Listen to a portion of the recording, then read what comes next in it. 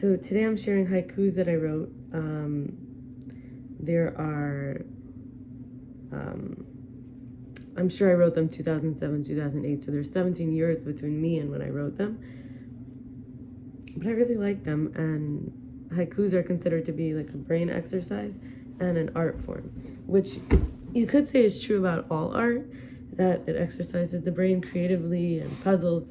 But haikus specifically with their pattern offer something unique. So I'll just start reading them. Orchestration. A few roam the earth, absolutely certain that we're experiments. Army. A need to be brave, clean, young, square, shiny faces, forced to age too fast. Haiku. 5, 7, and 5. Eliminate any extra words. Compact expression. Gorilla. Territorial. Beast of black leathery hands and empowerment. Anne Frank. Amsterdam attic. Bucket of urine and poop. Diary gone wild. Kitty litter. It's dumpster romance. All you can see are their tails. Meowing cats sexing. Marketplace. Cheese, olives, and dates. Tickled taste buds sigh gladly. Oh, sampling treats. Fishy. Gurgling with joy, now unblinkingly flopping on a wooden slab. Rumor. Flying with a verve. A backbend in my small mind. Shit inhalation. Or trash inhalation. If I'm reading what I wrote. Jealousy. Green pouncing rodent. Impulse dissatisfaction, fed with ugliness. Stolen. Malnourished potbelly. Emaciated backbone. An apple in hand. She looks. Maple syrup skin, sturdy abdomen heaving, her head on backwards. Forest fire. Hot dragon, breath fumes. Smoking fury, ashen trees. Waiting for the storm. Midnight swim. Delightful flowing, strokes in water stroking me. A dark weightlessness. What's the title of the next one? Oh, the next one, the title is Caution. Okay. It's seeing a killer in an ordinary man. Reminder of death. Whew. I was a teenager, an old, close to 18, 16, 17, something like that. When I wrote these, 2007, I was 16, 2018, I was 17. Claustrophobia. Mashed into a corner. Walls are rapidly shrinking. Heart stuck in my throat. Sunset. Gone in a moment. Horizon of gold colors. The rays lick the dust. Ooh, wow. Flatulence. That's the title. Bubbles of sickness. Slapstick gas of merriment. Possible skid marks. Beach. Salty sandy hair. Soft skin smelling of sunscreen. Squeaking wet flip-flops. Technology. Divide and conquer. It is using us as well. Proliferation. And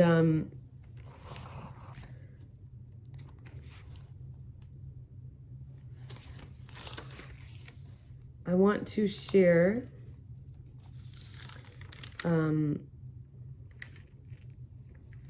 where am I? 1 second. One more thing in this video. Okay.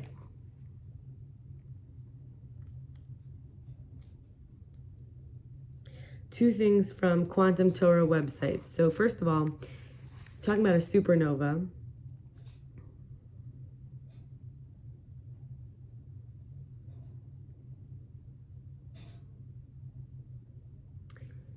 The star collapses and implodes. The matter is in a singular center of infinite space-time density. Infinite space, time, and density. It can be anything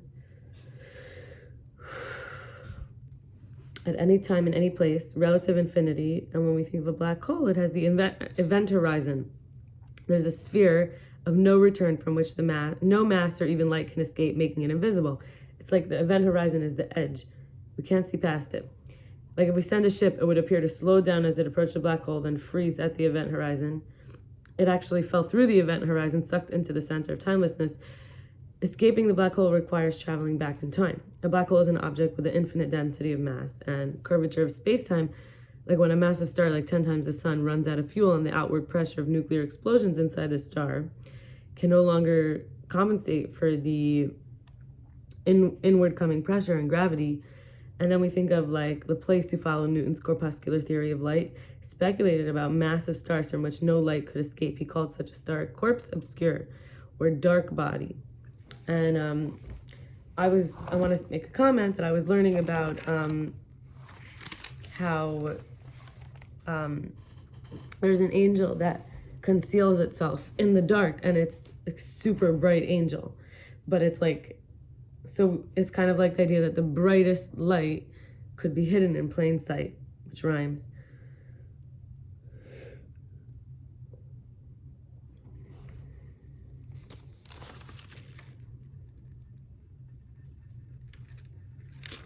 In a paradox of creation, we could say, how can an infinite being give rise to finite worlds when no continuous chain can lead from infinity into finitude, limits?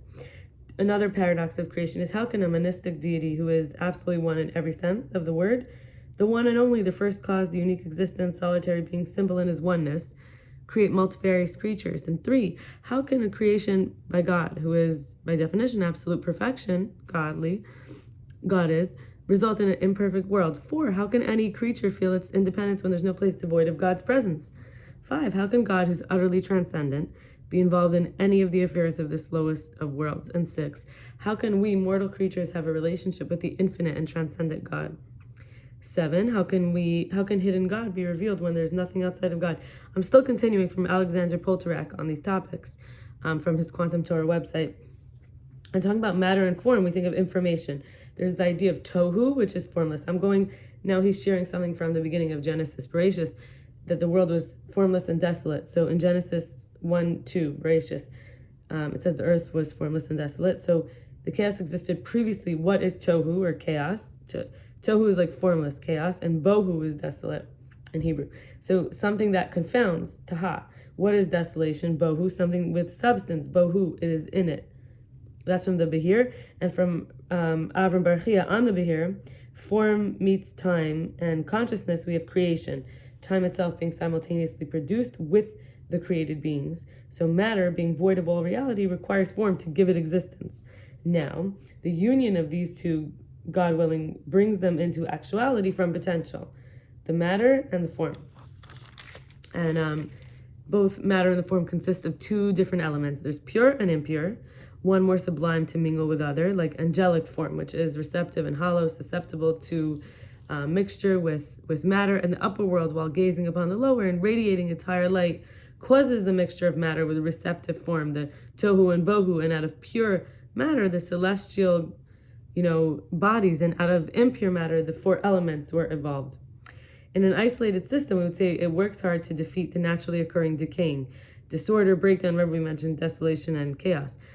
So the isolated system in resistance, it maintains homeostasis, resisting, getting into chaos, and the decreasing internal entropy will increase. The decreasing internal entropy will increase external entropy. So less inner, like chaos and degradation, more outer.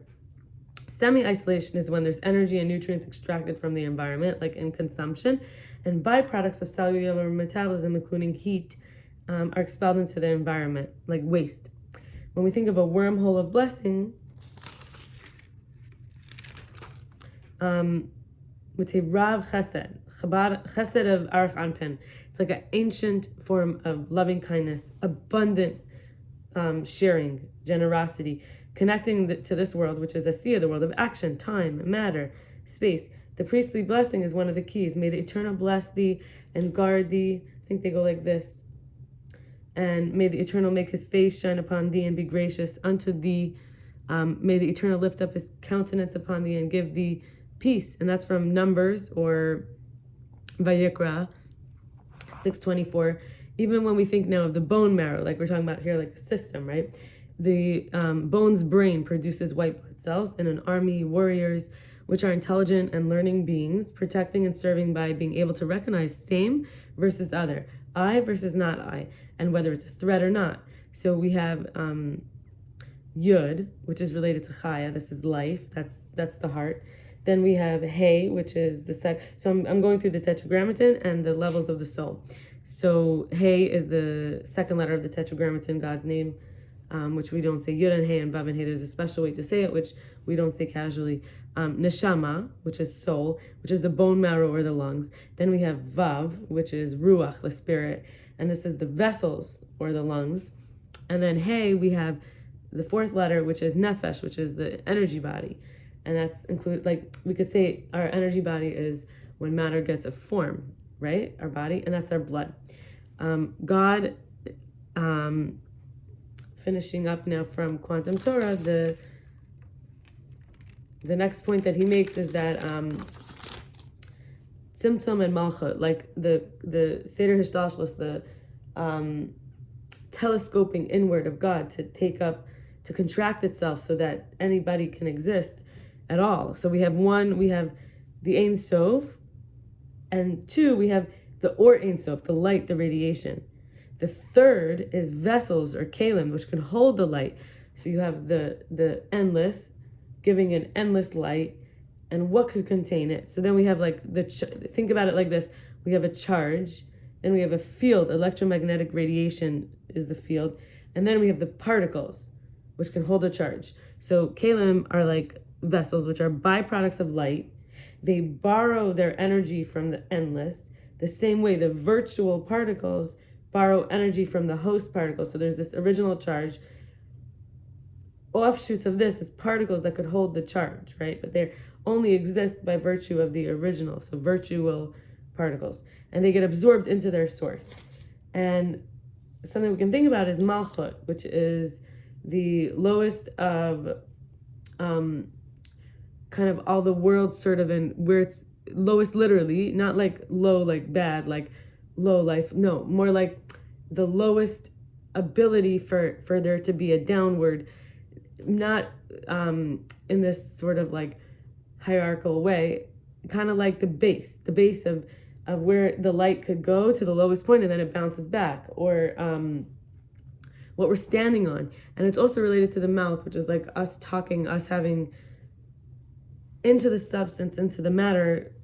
We could change the form, transformation, information, communication. So Malchut is like of one world, which is like the feminine, becomes Keter of the next world. It gives birth to a new world. So it's like the one that receives everything, and then it becomes the giver that, so it's like kind of like a father raises a daughter to be a good wife, to be subtle, so her husband seeks her input, kind of like to be good to her husband. The energy of men and dogs is like different than women and children. When we think of the center of the earth, literally, it's like the core, right? So that's sort of Malchus. It's like you go into the deepest place, and also it's the place that could then send out. So we have, I wrote like something down here. I wrote, my deepest wish is to be a receiver to a one, which is a penetrator. And this is, if we think about it, it all mirrors biology. You have a vagina and a penis, because maybe the one came first, then it needed exact match to be hollowed out. So you had something come into existence, and then the Malchus is the one that could receive it fully. It matches. And then the Malchus gets filled up with that, and then could be like almost like you have a mold. So you have something like a tooth, and then you have a mold. Then you fill up this mold with something, and then this mold now, this mold gives birth to this filling. That's the best way I could think of it. Like on Shabbos, which is we seize everything, we hallow it. It's like an open emptiness with space, yet for specifically the right match. And when we think about being loved, Shabbos is the Sabbath, right? 7th day of the week. When we one of the 10 commandments for the Jewish people, being loved unconditionally. When we think about that, just for who I am, it's such a blessing. It goes double when I'm loved conditionally because of what I do. It's a deeper bond. It's like you see, it's not just saying, oh, we only all want unconditional love, which a lot of us do want, but we also want conditional love. And this is like because of what we do. Making movements is prompting the world, promoting light. Zara, and making movements is to do with Malchus because it's related to the world of action, which is this physical world, time, space, chaos, change, entropy. And if you think about hair, this is the furthest away from the source, the end. I actually cut my hair, so it's perfect. This is the farthest point from the head, right? Or the longest hairs I have are the farthest away from the head. So there's something called radiating energy, right? There's it's a protection from having, even on the body, from mites, from superficiality. It's projecting from the inside. And then I grow hairs sometimes here, sometimes in between my eyebrows, sometimes my upper lip and my chin, a few in my neck, sometimes on my chest. And then think about growing a lot, let's say a lot or a little, I think, for armpits, for navel, for pubic area, for legs, even toes, or some people have, and the arms and so on. There's like this moving outward, projecting from inside. So I'm going to share one more comment from this Malchus idea, which, by the way, I'm just saying, I'm speaking about Malchus is not from the Quantum Torah website. This is what I'm sharing, how just to know the we're doing this to connect to God. God is the one and we're the zero. So Zara is when we're doing a worship or a work or being a receiver of something that came after us. God, our connection with God is me and God connected. Anything that came after, like, is a derivative.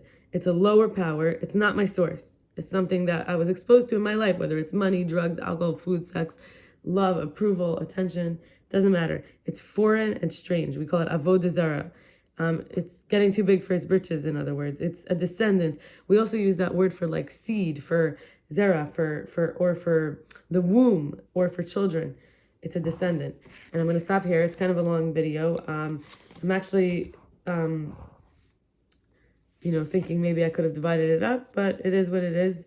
I hope that you enjoyed the haikus and the cool, interesting stuff from Quantum Torah, light work Torah. Okay. Bye.